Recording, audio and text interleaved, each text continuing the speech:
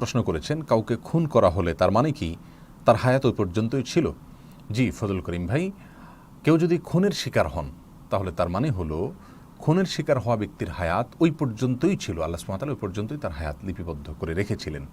এবং খুনি ব্যক্তি খুন করার মাধ্যমে তার হায়াতকে কমিয়ে দিয়েছে এমনটি হওয়ার কোনো সম্ভাবনা নেই। তার কারণ সহিহ মুসলিমের হাদিসে বর্ণিত হয়েছে, নবী সাল্লাল্লাহু আলাইহি ওয়াসাল্লাম ইরশাদ করেছেন, আল্লাহ সুবহানাহু ওয়া তাআলা নবমণ্ডল এবং ভূমণ্ডল সৃষ্টির 50,000 বছর আগেই সমস্ত বিষয়ে তাকদীর লিখে রেখেছেন। মানুষের ভাগ্যে কি হবে না হবে, ভাগ্য কার জন্য কি ধার্য হবে, আল্লাহ সুবহানাহু ওয়া তাআলা তা লিখে রেখেছেন। অতএব পূর্বের সেই লেখনের ব্যতিক্রম হওয়ার কোনো সুযোগ নেই। তাছাড়া সূরা নাহলের 61 নম্বর আয়াতে আল্লাহ সুবহানাহু ওয়া তাআলা ইরশাদ করেছেন, ফাইযা জাআ আজালুহুম লা ইস্তাখিরুনা সাআতান ওয়া লা ইস্তাকদিমুন।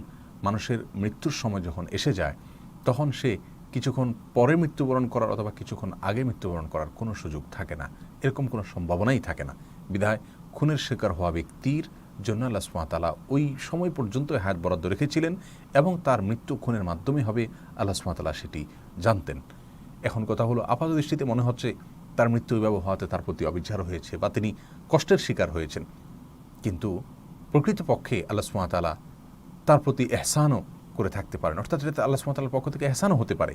কারণ খুনের শিকার হওয়ার মাধ্যমে মাজলুম হয়ে তিনি মৃত্যুবরণ করলেন, হয়তো আল্লাহ সুবহানাহু ওয়া তাআলা তাকে শাহাদাতের মর্যাদা দিতে চাচ্ছেন। মাজলুম হিসাবে দুনিয়া থেকে যাওয়ার ফলে হত্যাকারী ব্যক্তিকে তার দায় তার উপরে চাপাতে চাচ্ছেন। নিহত ব্যক্তির প্রতি আল্লাহ সুবহানাহু ওয়া তাআলা হয়তো কোনো কারণে তাকে আল্লাহ সুবহানাহু ওয়া তাআলা পছন্দ করেন বা তার জন্য আল্লাহ সুবহানাহু ওয়া তাআলা অনুগ্রহ করতে চান, সেজন্য তাকে এভাবে মৃত্যু দান করেন। বিধায় এটি তার প্রতি কোনো জুলুম নয়।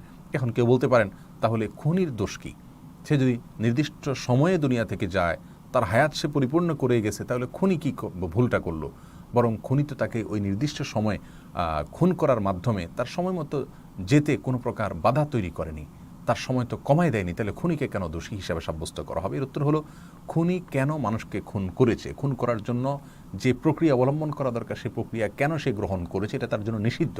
আল্লাহ সুবহানাহু ওয়া তাআলা নিষিদ্ধ বিষয়কে সে লঙ্ঘন করেছে, এজন্য তাকে শাস্তির মুখোমুখি হতে হবে, এই জন্য জাহান্নামে সে থাকবে। আল্লাহ তার প্রতি রাগান্বিত হবেন, তাকে আল্লাহ তাআলা কঠোর শাস্তি দিবেন।